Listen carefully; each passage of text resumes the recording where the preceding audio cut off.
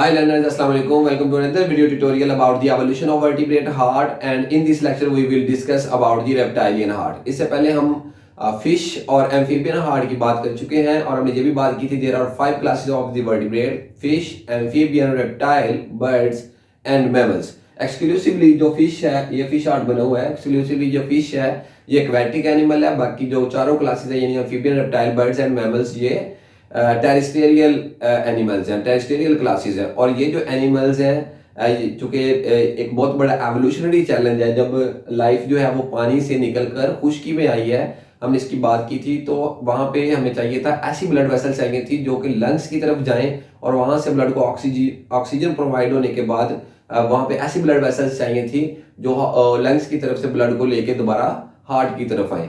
तो फिशेज में हमने पढ़ा था सिंगल सर्किट सर्कुलेटरी सिस्टम, जबकि जो बाकी की चारों क्लासेज हैं यानी amphibian, reptiles, birds and mammals, ये इन चारों में डबल सर्किट सर्कुलेटरी सिस्टम है। ओके, तो रेप्टाइलियन हार्ट की बात करते हैं। यहाँ पे रेप्टाइल में डबल सर्किट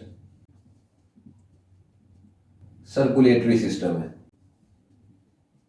फिश में हमने पढ़ा था कि फिशेज में 2 चैम्बर हार्ट है, एम्फीबियन में हमने कहा 3 चैम्बर हार्ट है। जैसे ये एम्फीबियन हार्ट बना है उसका वेंट्रल व्यू है, ये एम्फीबियन हार्ट का डॉर्सल व्यू है और ये एम्फीबियन का वेंट्रल व्यू। और ये वेंट्रल व्यू यहाँ पे जो है इसका क्रॉस सेक्शन नजर आ रहा है। यहाँ पे 2 एट्रिया हैं और एक वेंट्रिकल है। Amphibian heart basically 3 chamber heart है और उसके पास 2 एक्सेसरी चैम्बर थे, एक साइनस विनोसिस जिसकी हमने बात की थी और एक कोनस आर्टरियोसिस या इसको ट्रंकस आर्टरियोसिस भी कहते हैं। ओके, तो रेप्टाइल में कितने चैम्बर का हार्ट है? रेप्टाइलियन हार्ट जो है वो 3 चैम्बर्ड हार्ट है। स्ट्रक्चरली 3 चैम्बर्ड हार्ट है, बट फंक्शनली हम इसे कह सकते हैं कि functionally reptile has 4 chambered heart. Okay, 4 chambered heart या पार्शियली 4 चैम्बर्ड हार्ट कह सकते हैं। Okay, partially 4 chambered heart. Okay, अब यहाँ पे देखिए, यहाँ पे एट्रिया है, ओके, जो कि 2 चैम्बर है और ये एक वेंट्रिकल है। ये एम्फीबियन हार्ट है। रेप्टाइल्स में बेसिकली हुआ क्या है? रेप्टाइल्स में यहाँ पे वेंट्रिकल का एक चैम्बर है और ये वेंट्रिकल का दूसरा चैम्बर है। ओके, और दरमियान में यहां पे गैप है। ओके, जिसकी वजह से हम इसे कह रहे हैं कि ये पार्शियली 4 चैम्बर्ड हार्ट है, नॉट कंप्लीटली। इस गैप की वजह से पल्मोनरी ब्लड और सिस्टमेटिक ब्लड दोनों वेंट्रिकल का जो है वो मिक्स हो जाता है, हार्ट है। ओके, अब ये जो 2 चैम्बर है इनके दरमियान में जो वाल है जो इन दोनों चैम्बर्स को अलग कहती है, सेपरेट कहती है, इस वाल को कहते क्या है? इस वाल को कहते हैं inter atrial septum. Inter atrial, क्योंकि एट्रिया से ही है, ओके, इसका नाम, इसलिए एट्रियल, इंटर एट्रियल सेप्टम। और यहां पे ये जो वाल है इसको कहते हैं इंटर, यहां मैं निशान भी लगा देता हूं, inter ventricular septum. Interventricular septum जो है ये एम्फीबियन में बिल्कुल मौजूद नहीं थी। वहां पे ये 3 चैम्बर्ड हार्ट है। ओके, यहाँ पे कोई सेप्टम मौजूद नहीं है, लेकिन एम्फीबियन में हाउएवर ये पार्शियली मौजूद है, यानी यहां से थोड़ी सी है, यहां से थोड़ी सी है, लेकिन दरमियान में गैप है। तो हम इसलिए इसे कह रहे हैं कि इंटरवेंट्रिकुलर सेप्टम इसमें पार्शियली डिवेल्प्ड है। तो यहाँ मैं इन ब्रैकेट ले देता हूँ कि ये पार्शियल है, नॉट कंप्लीट। जबकि बर्ड में जब हम देखेंगे इसको, तो बर्ड में और मैमल्स में, ये दोनों क्लासेस में ये कंप्लीटली डेवलप हो चुकी है। तो वहां पे हम इसको पार्शियल नहीं लिखेंगे, हम कहेंगे कंप्लीटली इंटरवेंट्रिकुलर सेप्टम। तो यहाँ वहां पे कंप्लीट 4 चैम्बर्ड हार्ट है।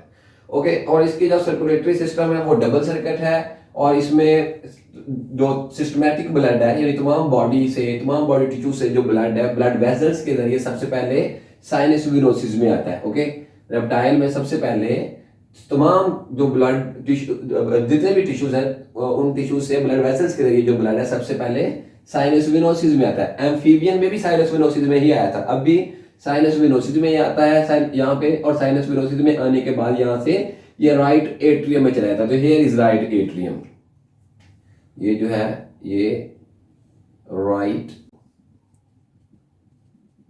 एट्रियम है। ओके, और हम इस साइकिल को यहाँ पे लिख भी लेते हैं ताकि ज़्यादा आसानी हो जाए। सबसे पहले तमाम बॉडी टिश्यू से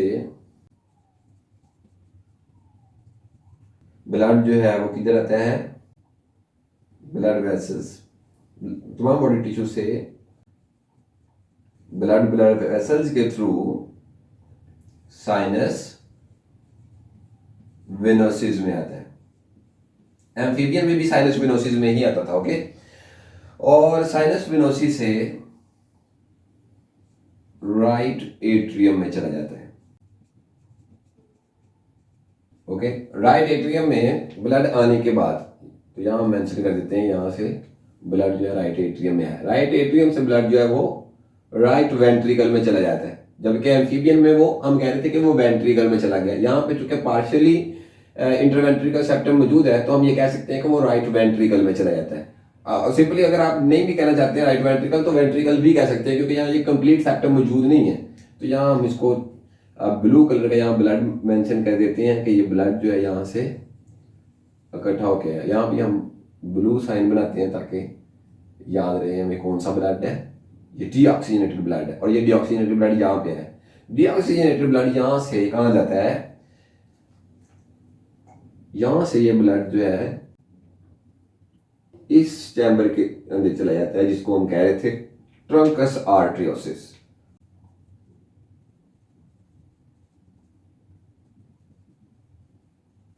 ट्रंकस आर्टरियोसिस से यहां से ये स्पाइरल वाल्व के जरिए मूव करता है इन ब्लू आर्चेज में। ओके, यहाँ पे जो नजर आ रही है ये ब्लू आर्च जो है, इन्हें पल्मोनरी आर्टरीज कहते हैं, जबकि एम्फीबियन में हमने पढ़ा था इन्हें पल्मोक्यूटेनियस आर्टरीज कहते हैं। हम यहाँ पे हम इसको लिख रहे हैं पल्मोनरी आर्टरीज।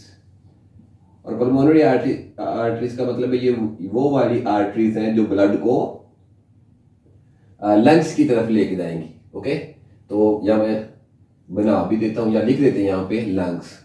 तो यहाँ से ब्लड लंग्स की तरफ जा रहा है। ओके, इधर से भी ब्लड जो है वो लंग्स की तरफ जा रहा है। और लंग्स की तरफ ब्लड जाने के बाद वहां इसको ये ऑक्सीजन की एडिशन होगी। ऑक्सीजन की एडिशन के बाद जो है ये ब्लड वापस इधर आएगा इस चैम्बर में। इस चैम्बर का नाम क्या है, इस चैम्बर का नाम है लेफ्ट एट्रियम। तो लेफ्ट एट्रियम में ब्लड वापस आ जाएगा। एम्फीबियन में भी लेफ्ट एट्रियम में ही वापस आया था, और रेप्टाइल में भी लेफ्ट एट्रियम में ही वापस आता है। और यहां से ये ब्लड जो है यहाँ मूव करेगा, लेकिन अब चूंकि ये ऑक्सीजनेटेड ब्लड है तो अब हम इसको यहाँ पे रेड कलर का निशान लगाएंगे कि ये ऑक्सीजनेटेड ब्लड है। लंग्स से ये ब्लड लेफ्ट एट्रियम में, और लेफ्ट एट्रियम में ये वेंट्रिकल में है। ओके, और ये वेंट्रिकल दोबारा से पंप करेगा, और ये पंप जो है यहाँ से डीऑक्सीजनेटेड ब्लड एक ही टाइम में, इधर ऑक्सीजनेटेड ब्लड डीऑक्सीजनेटेड ब्लड आ रहा है और इधर ऑक्सीजनेटेड ब्लड आ रहा है। और जब वेंट्रिकल पंप करेंगे तो यहाँ से डीऑक्सीजनेटेड ब्लड जो है पल्मोनरी आर्टरीज के जरिए लंग्स की तरफ चला जाएगा, जबकि यहाँ से जो ब्लड ऑक्सीजनेटेड है वो स्पाइरल वाल्व के इस तरफ से इन दो आर्टरीज का के जरिए तमाम बॉडी टिश्यूज तक पहुंच जाएगा। इन दो आर्टरीज के नाम भी यहाँ मैं मेंशन कर देता हूँ। ये जो सुपीरियर आर्ट नजर आ रही है इसे कहते हैं कैरोटिड आर्क या कैरोटिड आर्टरी।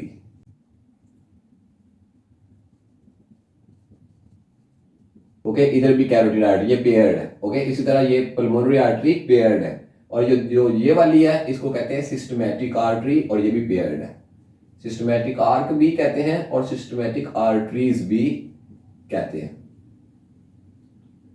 ओके, अब इसको मुकम्मल कर लेते हैं कि बॉडी टिश्यू में से तमाम ब्लड वेसल्स के साइनस वेनोसिस में आया, फिर राइट एट्रियम में चला गया, राइट एट्रियम से वेंट्रिकल में चला जाता है,